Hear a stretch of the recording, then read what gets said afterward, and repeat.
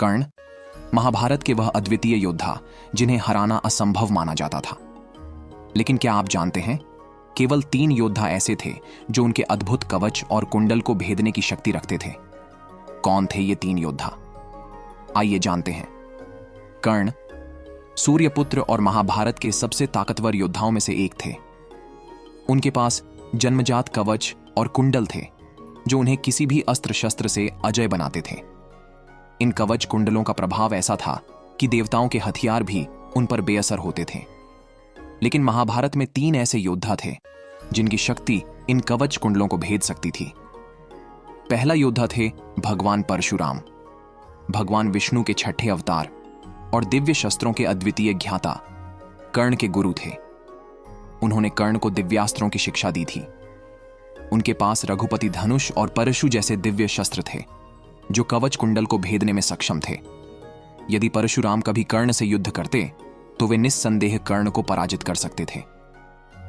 दूसरा योद्धा था अर्जुन, महाभारत के महान धनुर्धर जिन्होंने भगवान शिव से पाशुपतास्त्र प्राप्त किया था। पाशुपतास्त्र की शक्ति ऐसी थी कि वह किसी भी कवच को भेद सकता था। कुरुक्षेत्र के युद्ध में जब कर्ण का कवच और कुंडल इंद्र ने छल से ले लिया, तब अर्जुन ने अपने दिव्यास्त्र से कर्ण का वध किया।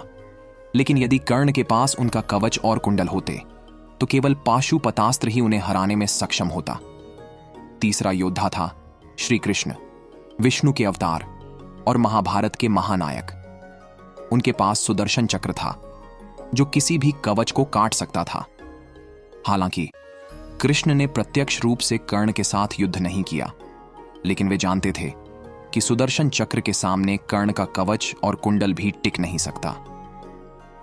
कर्ण का जीवन केवल युद्ध कौशल का प्रतीक नहीं था, बल्कि उनकी दानवीरता और नैतिकता भी उन्हें महान बनाती थी।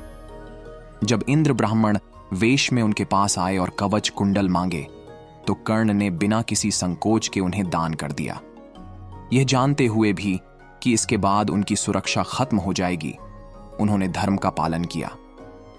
कर्ण की कहानी हमें सिखाती है कि सच्ची महानता केवल शक्ति में नहीं, बल्कि अपने कर्तव्य और धर्म का पालन करने में है।